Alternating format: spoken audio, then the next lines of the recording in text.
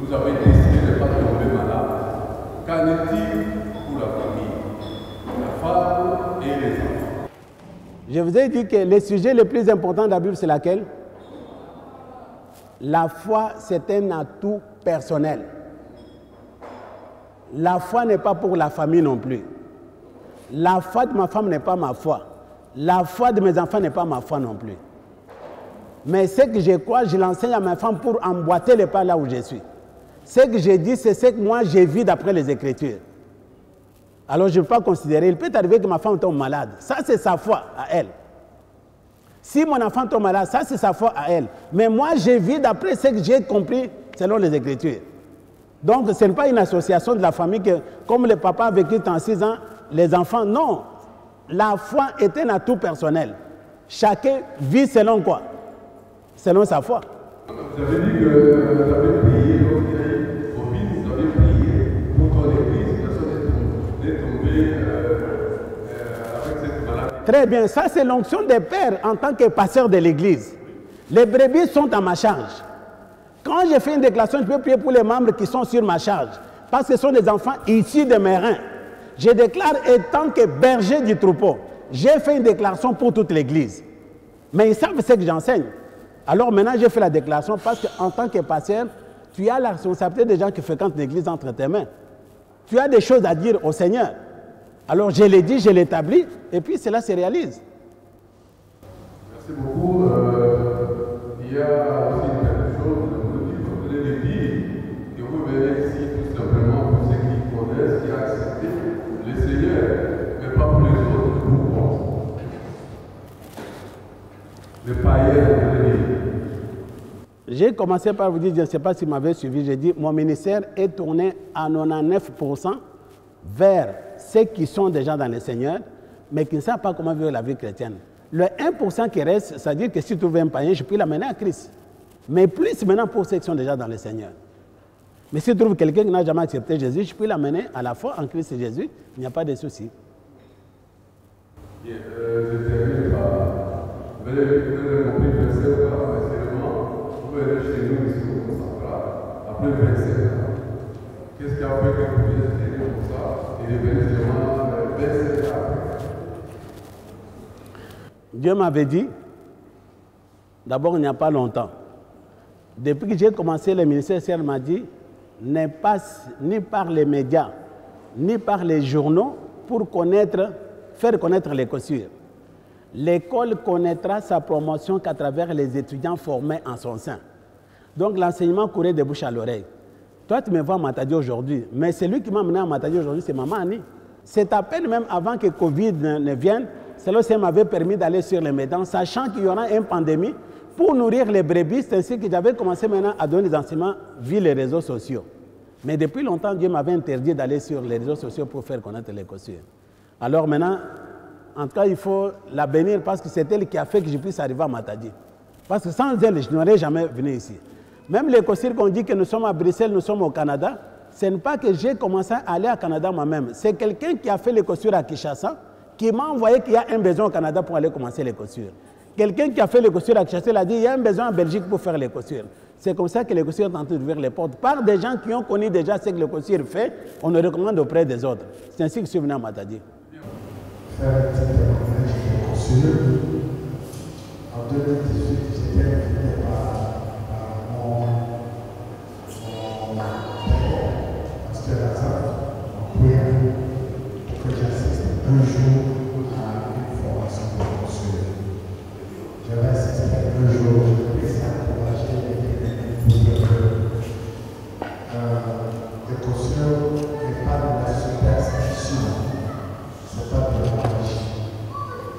Ici, il s'agit de Jésus-Christ qui est prêché comme Seigneur et Sauveur, qui est capable de nous amener dans le domaine du surnaturel.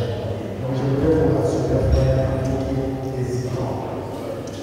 Nous sommes dans certains enfants de Dieu, certains sénateurs.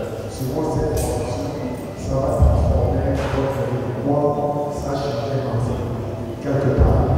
C'est tout ce que je voulais dire. Merci, docteur, d'être venu en Italie. Vous avez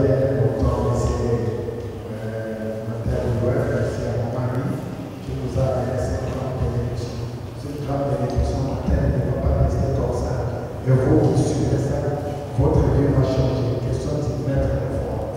Merci beaucoup. Que Dieu vous bénisse. Merci beaucoup. Merci beaucoup. Bon, les surnaturels, n'en parlons pas. Je ne vais pas aborder 10 000 sujets à la fois. Vous comprendrez de quel surnaturel les Écossures parlent. Et puis, les noms des surnaturels ne viennent pas de moi. C'est Dieu qui m'a dit, cette école s'appellera Écossure, c'est-à-dire école du surnaturel. Dieu me disant pourquoi? Parce que sa révélation vient de moi. Je sais que le mot Écossure fait trembler beaucoup d'enfants de Dieu. Hé, Écossure, mais c'est la magie. Écossure, surnaturel. Ah, il y a des choses. Mais laisse-moi vous dire qu'il y a un surnaturel des ténèbres et un surnaturel des lumières. C'est lui que nous enseignons les surnaturels dans la lumière. Il est fondé rien que sur les Écritures. Est-ce que ici, tout ce que je vous ai dit, ça vient de ma tête ou bien de la Bible? Si la vie que nous menons n'est pas surnaturelle, donc nous sommes dans les faux. Parce que si la vie d'un enfant de Dieu n'est pas surnaturelle, nous sommes dans les faux. On dit lesquels sont nés non du sang. Nous ne sommes pas nés du sang, nous ne sommes pas nés de la volonté de l'homme de la chair. Nous sommes nés de Dieu. Donc si notre vie n'est pas surnaturelle, donc la vie chrétienne n'a pas son sens. Je bénis le Seigneur pour la réponse à notre invitation ici à Matadi à la conférence de l'Écossure. Parce que selon la Bible, Paul dit à Timothée, ce que tu as reçu de moi, enseigne-le à des hommes fidèles d'abord et capables. Moi, j'ai été à l'Écossure, je me suis dit, vraiment ma vie a été transformée, j'ai beaucoup de témoignages, je ne pouvais pas garder ça moi-même. J'ai partagé et quand j'ai vu que les gens étaient contents, je voulais que la source vienne pour annoncer, pour parler. Parce que ce n'est pas moi qui ai reçu la vision, je voulais que le visionnaire vienne lui-même pour donner sa vision, quoi. Mais j'ai remarqué que quand lui-même a parlé, lui-même qui a reçu des dieux, les gens sont vraiment bouleversés et plusieurs viennent pour s'inscrire.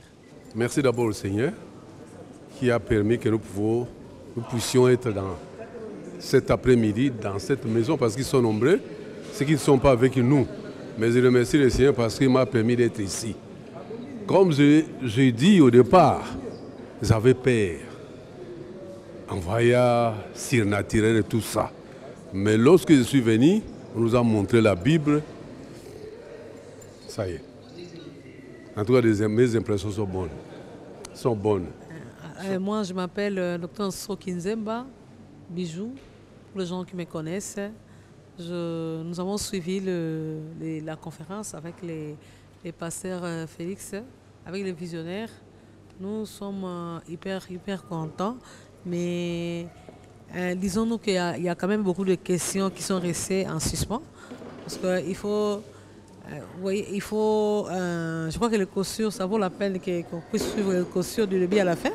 Surtout pour les gens qui ne sont pas encore entrés, même une fois dans les Écossures, ou bien qui n'ont jamais été en contact avec l'Église Salut et Gloire. Alors, il y a beaucoup de questions, même pour nous aussi, qui sont passés là-bas plus d'une fois. Il y a quand même des questions, donc ça vaut la peine. Moi, ça vaut la peine. C'était une bonne journée. Je crois que la seule chose que nous devons faire, nous qui sommes de Matadi, c'est continuer à sensibiliser les gens, les peuples de Dieu, pour qu'il y ait beaucoup de gens, pour que ce ne soit pas prochainement qu'il y ait beaucoup de gens à l'Écossure. Voilà, c'est ça. Merci. Merci beaucoup pour la parole. J'ai béni le Seigneur pour cette conférence. En tout cas, ça m'a vraiment béni, moi personnellement. J'ai dit que c'est Dieu qui a voulu que les docteurs puissent venir à Matadi pour nous réveiller un peu la mémoire. Ce sont des choses que nous connaissons, mais parfois nous sommes distraits. On connaît, mais on ne met pas vraiment cas. Mais il nous a vraiment réveillé la mémoire. Nous avons compris qu'avec Christ, nous pouvons vivre vraiment une santé divine et vivre dans la longévité. J'ai béni le Seigneur. Eh bien, moi c'est Eliane. Par rapport à mes impressions vis-à-vis de l'Écossure, en tout cas, je n'ai pas assisté à toute la conférence vu que je suis venue en retard, mais le peu de temps que j'ai assisté, en tout cas, ça m'a vraiment convaincue de pouvoir participer à la formation qui va se donner d'ici là. C'est vraiment intéressant et je crois que ça va vraiment changer ma vie et celle de ma sœur ici présente. Donc, je tiens à remercier la personne qui nous a invités et on rend grâce à Dieu. Merci beaucoup.